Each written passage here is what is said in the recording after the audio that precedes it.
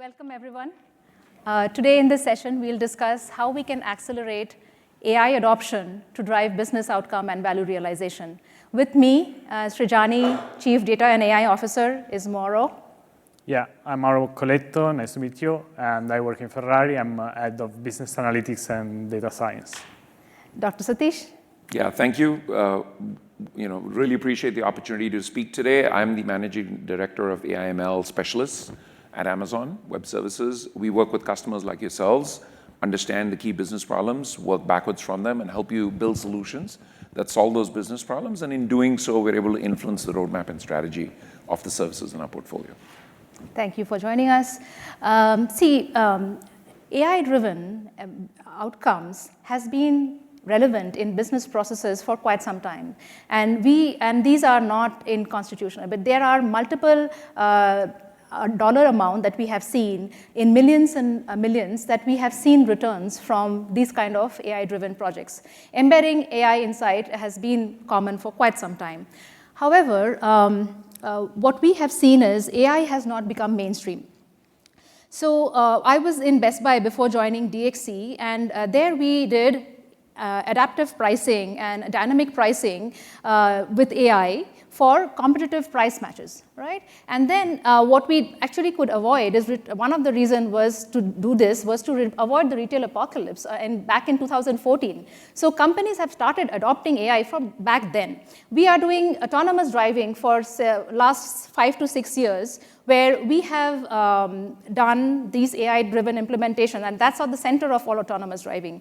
We have even done R&D projects such as creating an AI avatar of Dr. Peter Scott Morgan, who was the first human cyborg. But the adoption has not happened because there are, 70 to 80% of the models still do not go to production. So, and the reasons we have heard from our customers as not understanding where in the value chain the insight will generate maximum outcomes, or even having a stable platform that can scale to an enterprise level.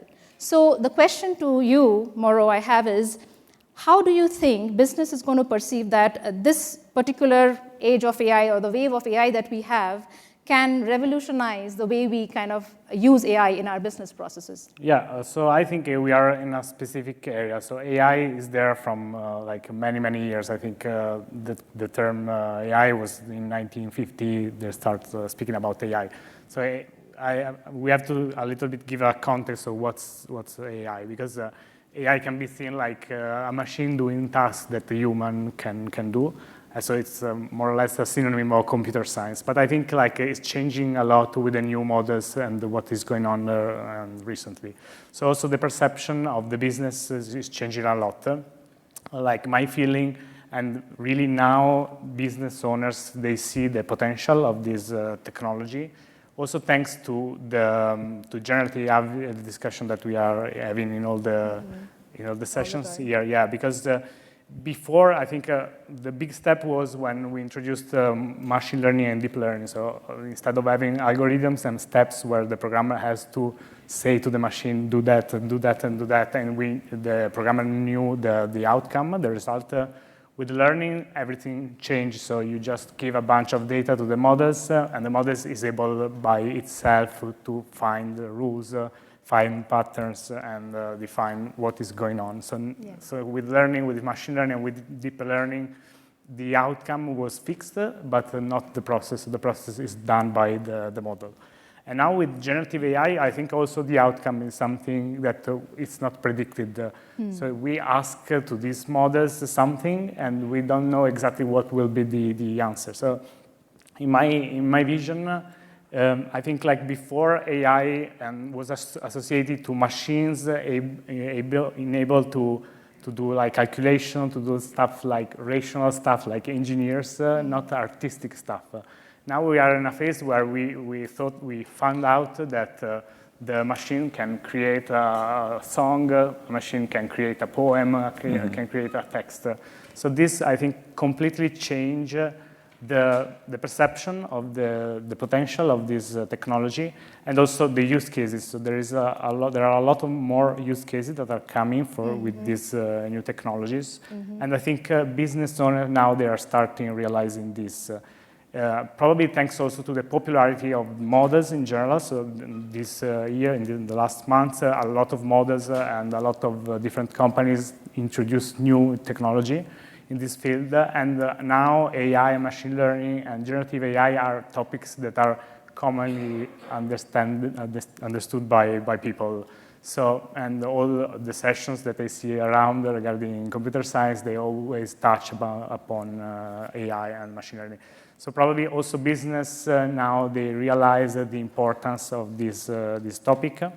And there was also a big marketing, but a positive market, so not a market in the sense that there is no value and we want only to sell models or to promise stuff that is not real.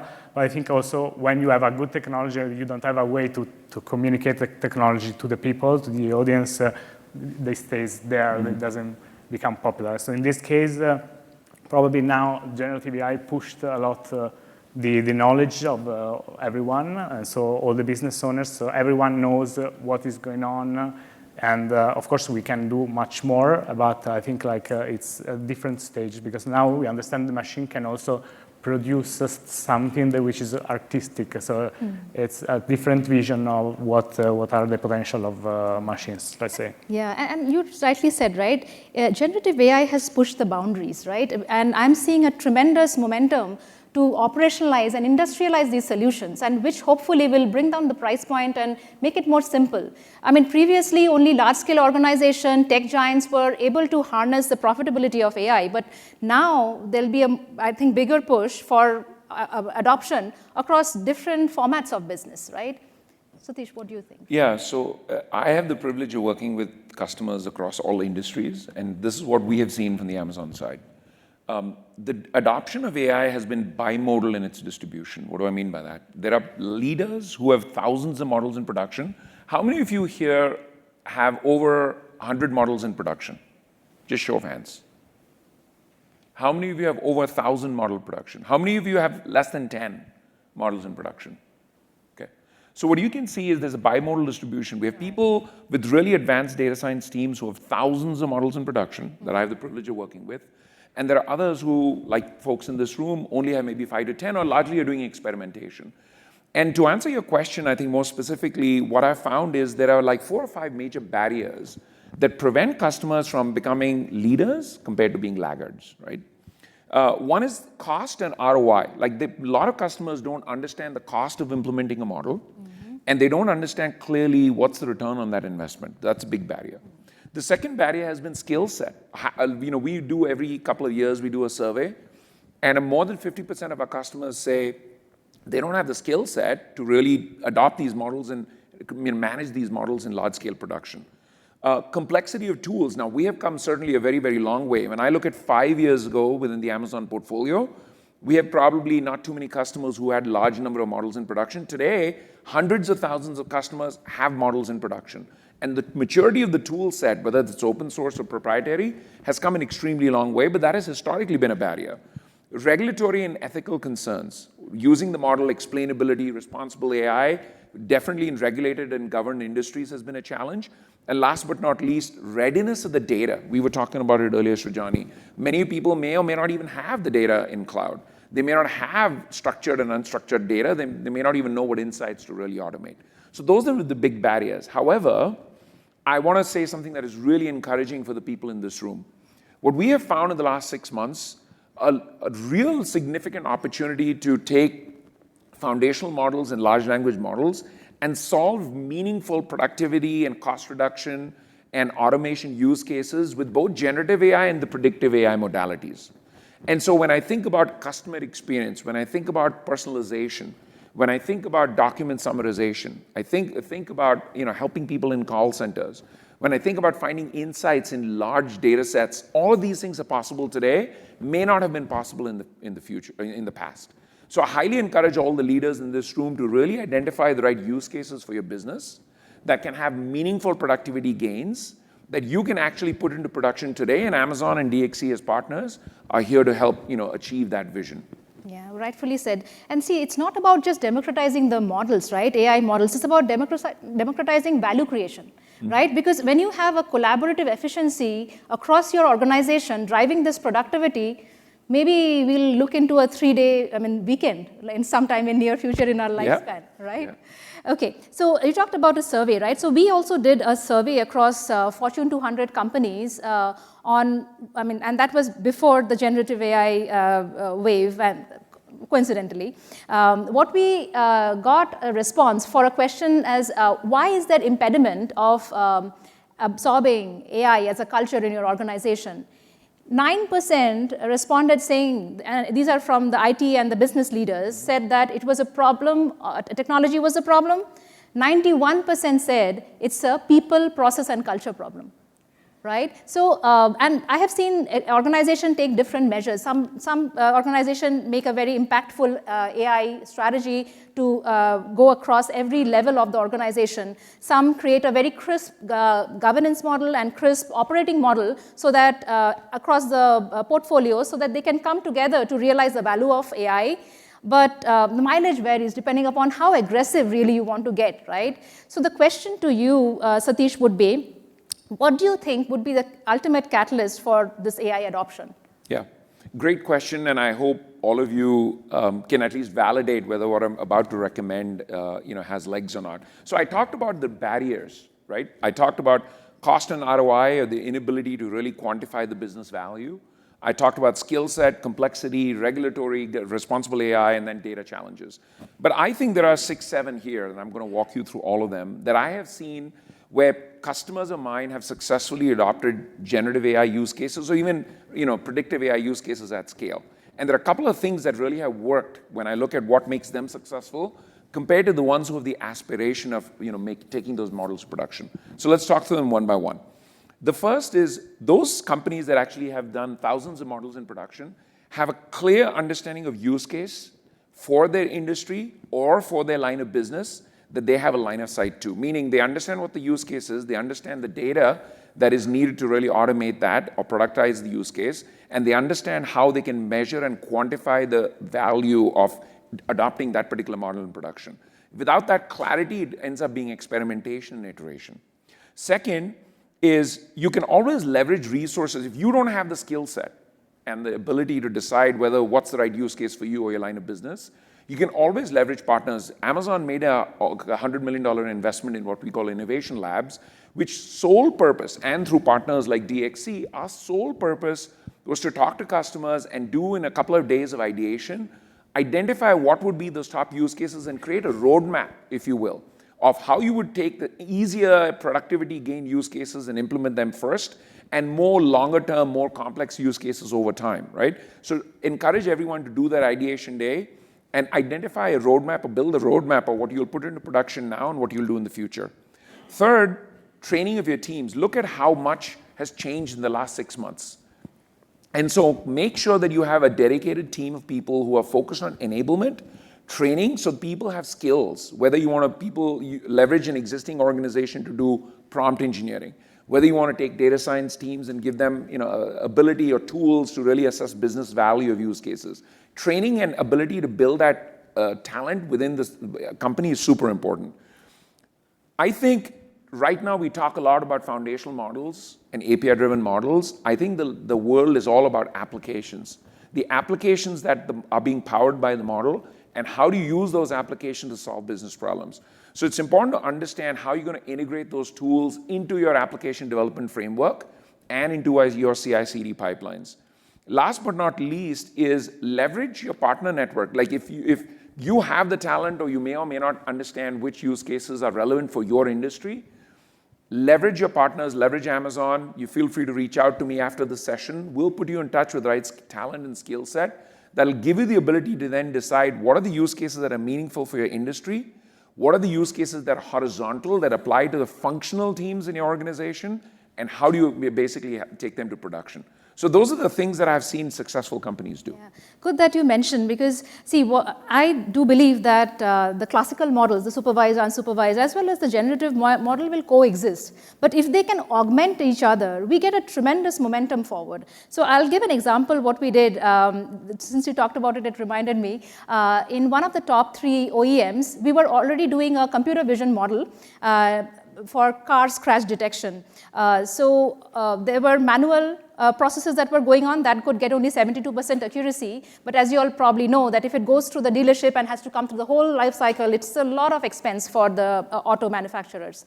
So we switched to automated detection. However, we could not go beyond 84% accuracy because there were not enough images of those, like it's a curve in the car and the scratches on the curve, or the curve and the scratch where the production light and the factory are reflecting on the particular surface, right? So we couldn't get those images, and we used multimodal generative AI through SageMaker stable diffusion models to create those net new images. And then we fed it back to the model training, and we could get a 4 to 5% point increase in the accuracy of the conventional model, what they call it now, right? So I would like to ask you the same question. Yeah, I agree with Satish. So the idea is that everything starts with knowledge, and also we perceive this in the company. So we started organizing session open to all the employees regarding data, the importance of data, the value of data, and also data visualization, a little bit of machine learning for all the employees. And it was a really big success. So it was very followed. And also we do ML Embark for Business program. So we want to collect the use cases, as you said. So it's important to have a way to collect a use case and to show to the business owners how they can do, or what they can do with the machine learning and with AI. So we started this program. So we organized different sessions with all the business owners within the company. And together with the AWS, we were able to tell them on a business point of view what's the benefit of applying machine learning AI within the company. So we were able to collect really a huge number of use cases that were after evaluated, and some of them became real projects, let's say. So for me, learning is very key. We are also organizing a lot of training specifically for technical people, data scientists within the company. And also what I found is that we have skills within the company, but they are spread all over the company. So we are not a super big company. We are 5,000 now. But still, so we are covering 3 different big businesses. So one is sports car, one is Formula 1 and racing, and one is lifestyle. And so people are covering different businesses. And the idea is they create bridges between the employees. So what we have done, it's what we have called Data Science Hub, which is a way to put together employees, Ferrari employees together, all the people that are data scientists, that are data analysts, or people that also like machine learning lovers or whatever.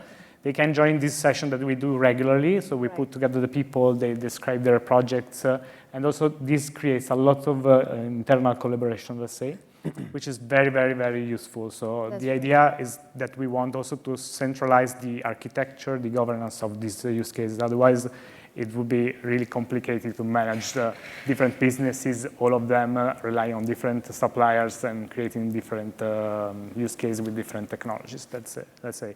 So what we have seen in Ferrari, that approach was very successful. Very nice. See, the thing is, one thing I caution the customers I talk to is don't try to force fit AI. Right? It has to be organically understood the value. Unless people understand and realize, it will not be in their muscle memory to come in every single scenario. You look into it, okay, I can probably drive some productivity and efficiency and optimization here.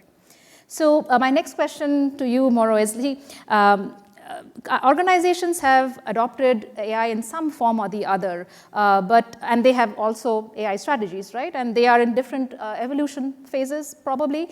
But what do you think this new wave of AI is going to kind of push you all towards augmenting your current AI strategy?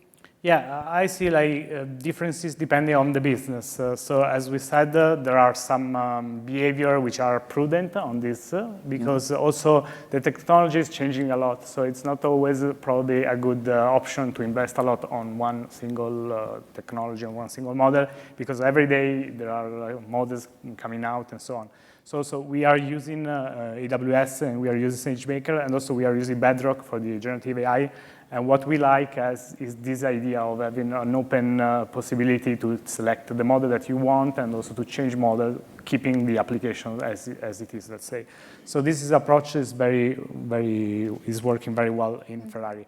Regarding the business and the status, so we are using a lot of technology. So Ferrari is based on innovation and technology. And so that's key for sure. but also we rely a lot on people. So the point is put together technology and people. So Enzo Ferrari, our founder, he was saying that companies are made by buildings, are made by machines, and are made by people. But in particular, Ferrari, above all, is made by people. So what we are interested is to keep human the center of the experience. And so we produce cars, but we produce more driving experience, let's say.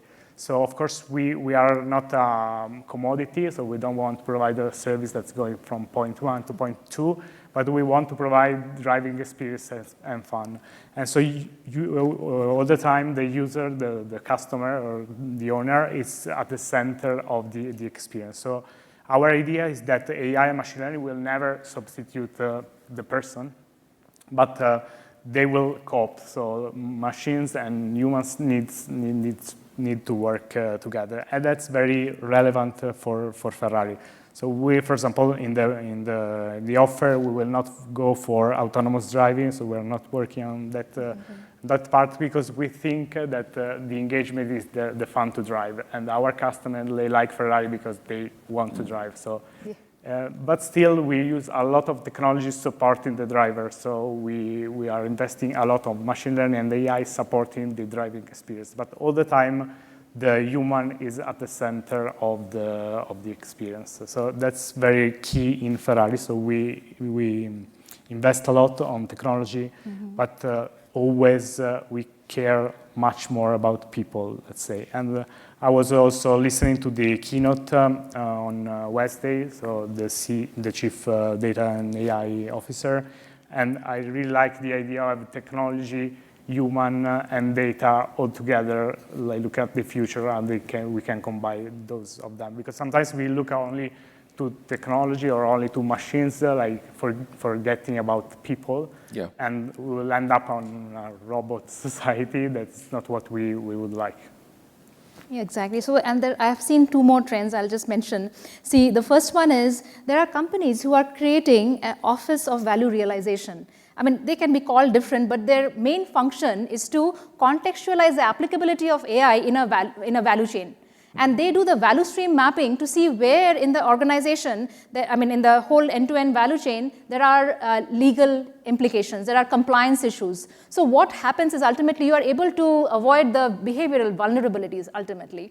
Yeah. And there is a second one, which is similar to what you said, but a little bit different, is people are enhancing the operating model, and the transformation office is augmented by a fourth pillar. So instead of considering only people, process, and technology, add decision intelligence powered by AI, which will kind of help decision making, like intelligent decision making for the three pillars, and then we can use the rigor of the transformation office to drive a very clear, transparent communication on AI strategy, then break the organizational silos to bring multidisciplinary team together to work on these AI value realization.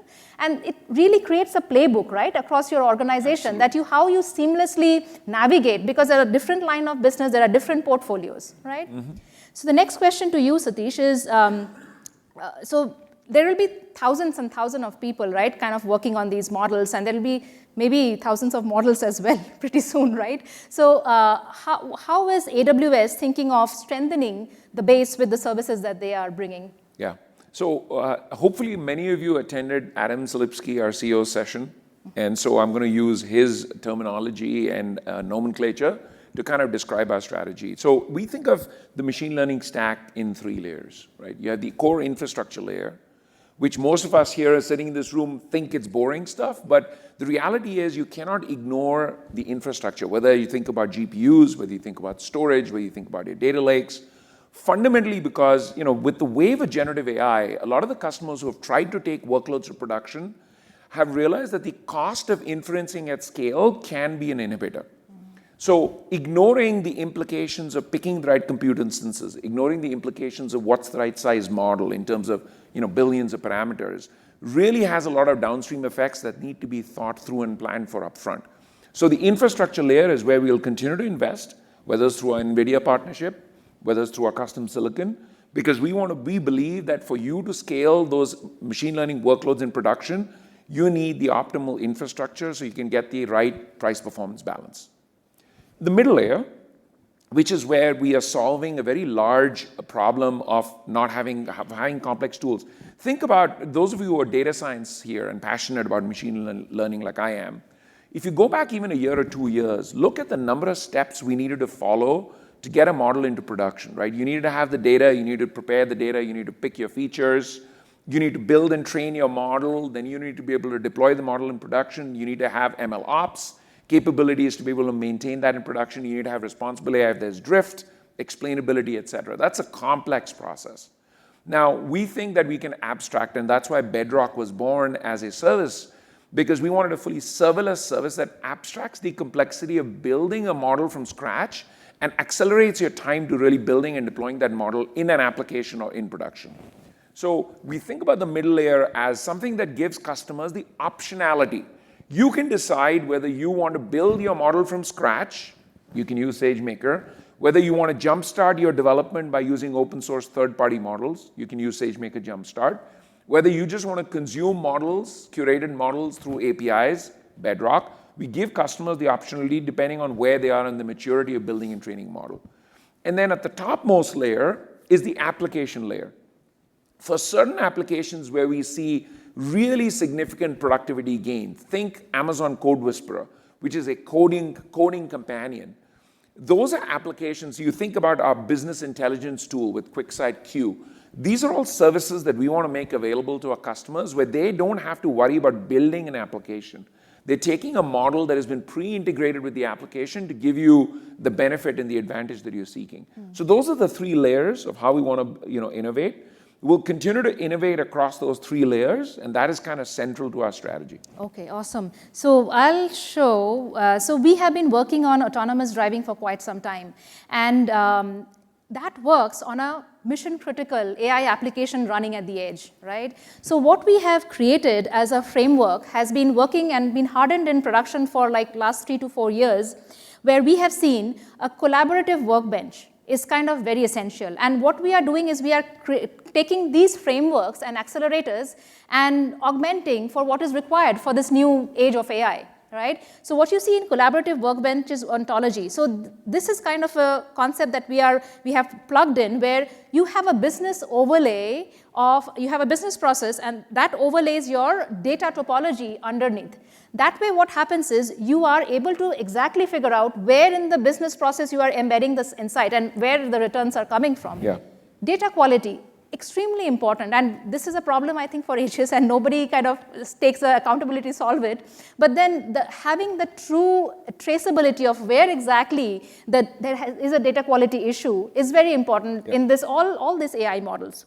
I'll just touch upon the other one, verification and validation framework. So if you all know in ADAS, there is an ISO 26262 standard, which kind of dictates that every single model version that is going in has to be saved with the version of the model, the data version, as well as the tool it was tested with, the version of the tool it was tested with. So we have a framework which actually kind of complies with that. And with generative AI, we will get to a state where we need to save the version because they'll be so fast we'll be moving. We need to still go back and see what was the recommendation and why was it, right? So those are the frameworks on that particular first building block that we have, collaboration workbench.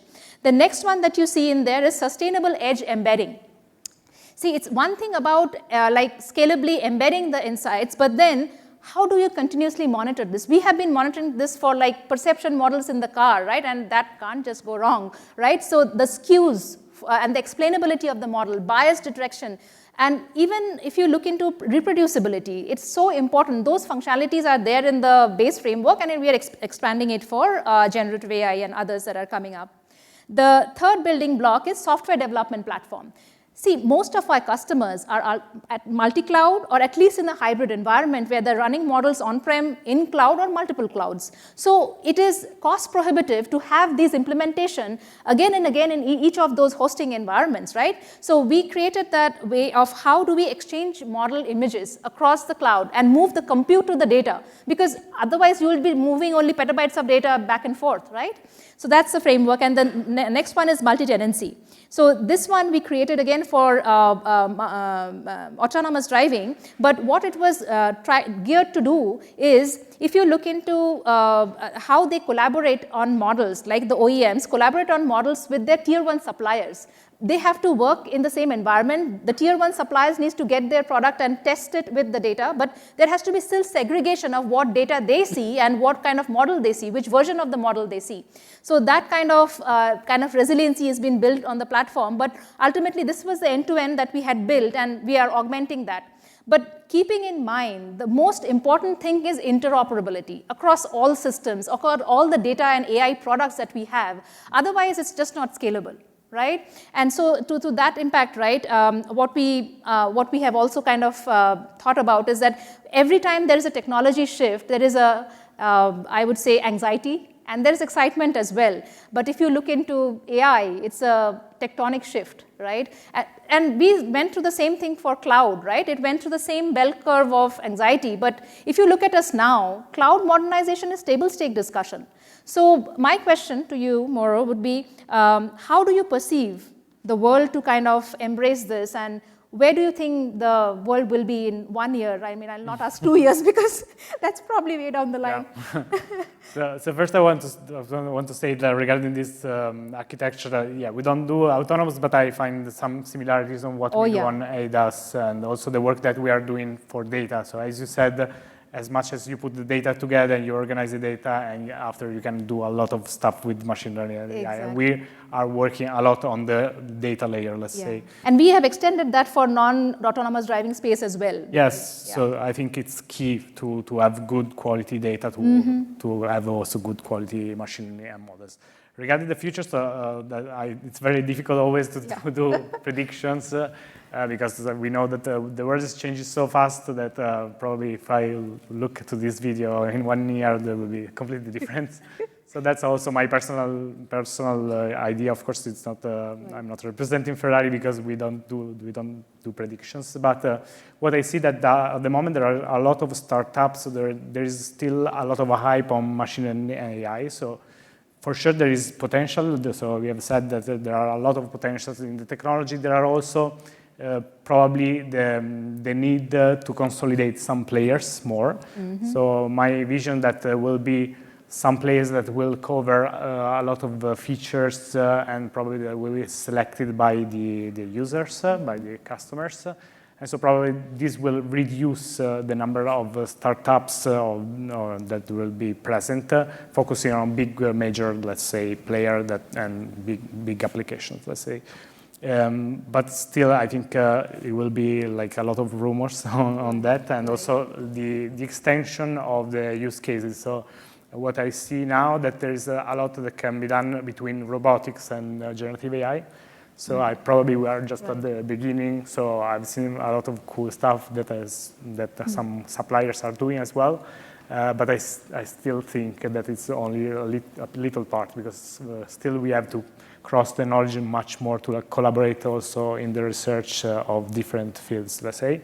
And for me, in the next months, a lot will come also from robotics and generative AI together. And the next things I wanted to say is about mobile models, probably.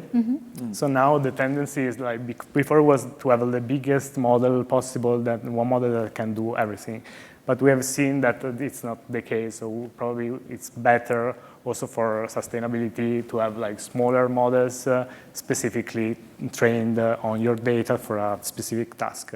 And so probably what will be the next also is to have small models, such small that they can run on a mobile, on the edge.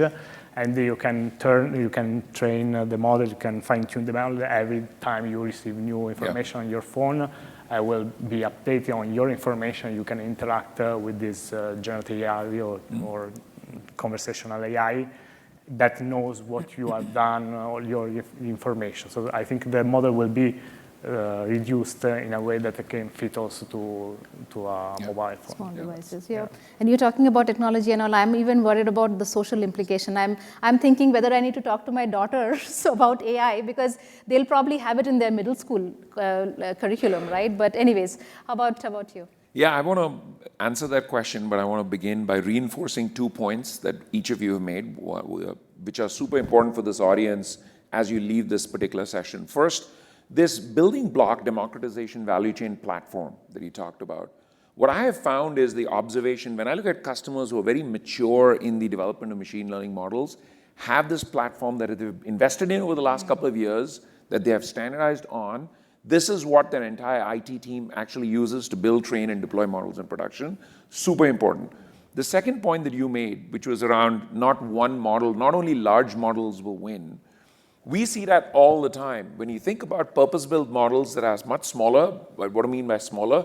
10 billion parameters, 15 billion parameters, sometimes can give you much better price performance and better accuracy compared to the hundreds of billions of parameter models. So don't think that only one model is going to rule the world. It's not the one ring that rules them all. It's going to be a combination thereof, which is your point. Now, as we were coming into this session, Sujani said, Satish, as we close our session, we want to talk a little bit about how we see the future.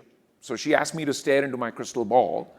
And so I'm going to share with you what I see, and maybe in a year from now when we all get together at reInvent, you can come and tell me whether I was accurate or not. So here we go. I definitely think that there are 8 things that I see happen in the next 12, 24 months that will have a meaningful impact on this landscape, in machine learning landscape. Number 1, I believe we will see cross-industry adoption of machine learning models. If I look at the last 5-7 years, there have been certain industries, car development, definitely auto industry has been a leader. When I think about healthcare life sciences, when I think about financial services, they've been a leader, but there have been laggard industries as well. I see that generative AI will democratize that, and more industries will start to catch up and deploy more models in production, unlike the past. That's number 1. Number 2, you brought it up previously, Srijani, multimodal models. A lot of the use cases that you see today are text to text, text to image. Multimodal models and single models being able to handle multimodal use cases, definitely will see a lot more adoption. Third, you mentioned it, edge computing. It's there on this slide, sustainable edge embedding. Definitely in the auto manufacturing facility.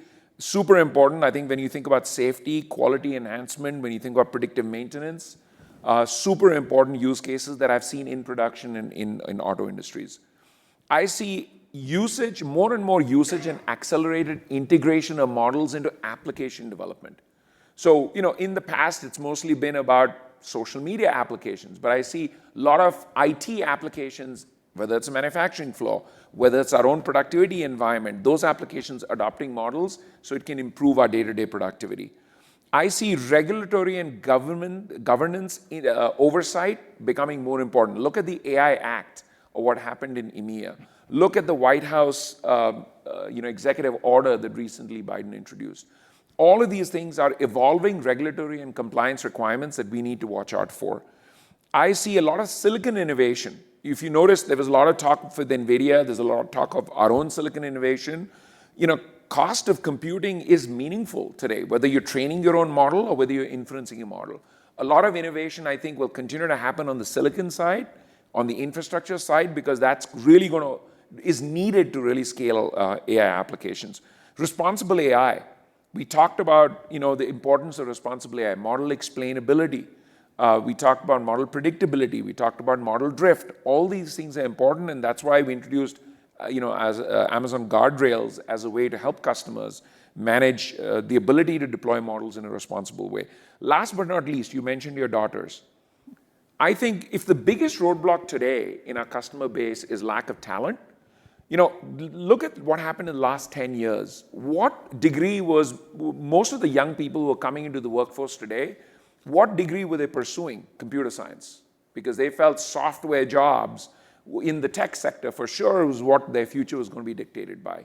I think that is about to change. Don't get me wrong, software jobs are super important, but a lot of children now who are entering school and are thinking about college and thinking about the workforce want to get a data science degree, want to get an AI degree, want to get a machine learning knowledge. So I see a shift in the workforce in being able to build talent at the school, at the grassroots level, who can talk about machine learning and data science and a lot of people accelerating, building that talent pool within companies and organizations. Excellent, yeah. That's my crystal ball.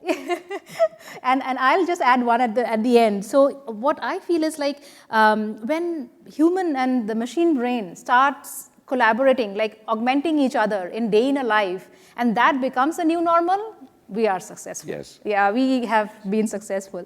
Okay, so the last question, more if you get started on that what are the roadblocks, do you think, or what are the watch-outs do you think that we should be careful about? Yeah, for me, one watch out you were mentioning, so it's taking care of human in this process. So as we said, so machines and humans should cope more, should work together. Yeah. And in Ferrari, so we care a lot about people and the experience of drive. So I think also when you think about a solution, a machine learning solution, at the end you have to think about the person that is using, the customer that is using the solution.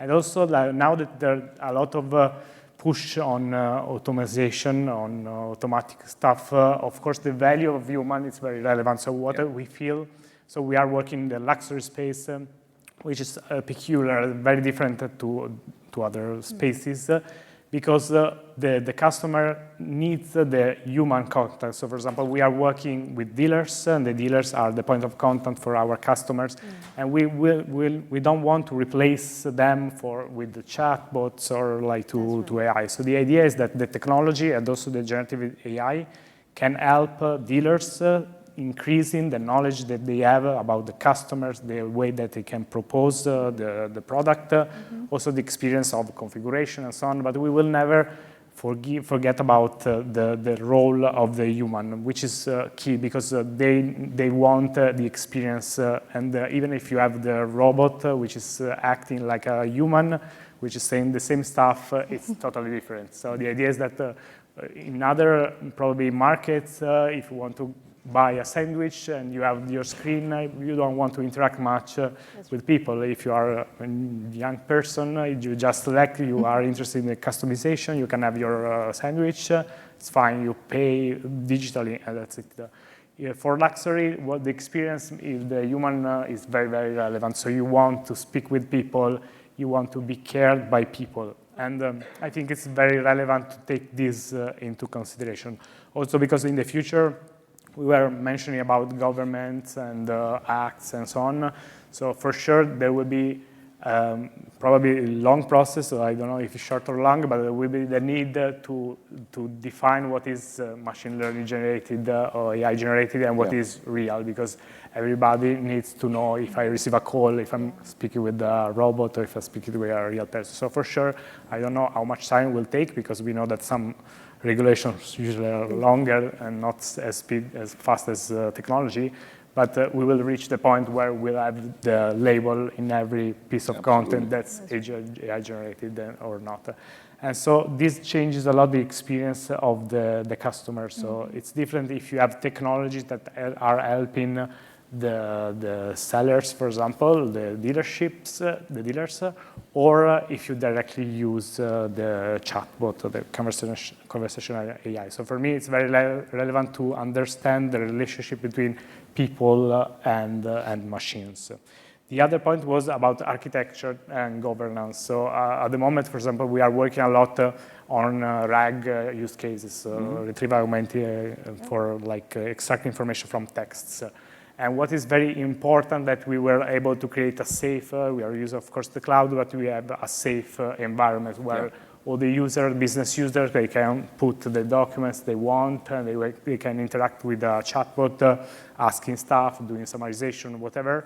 But everything is within the cloud, in a private, in the cloud of the company, following all the security rules and so privacy rules and so on. So the idea is that for me, it's very important to centralize the architecture and the governance of these AI use cases. Otherwise, you will be dealing with the security problems, because all people, all the business owners within the company, they will try services with online services, startups, without having a control, a governance of this. So we are working really a lot on the governance for the machine learning use cases, which is, I think it's very strategic to go on a very fast pace. True. Okay, how about you, Satish? Yeah, maybe I'll make it quick so we can make it interactive and get some questions from the audience here. I think there are a couple of key considerations that I've seen that are important.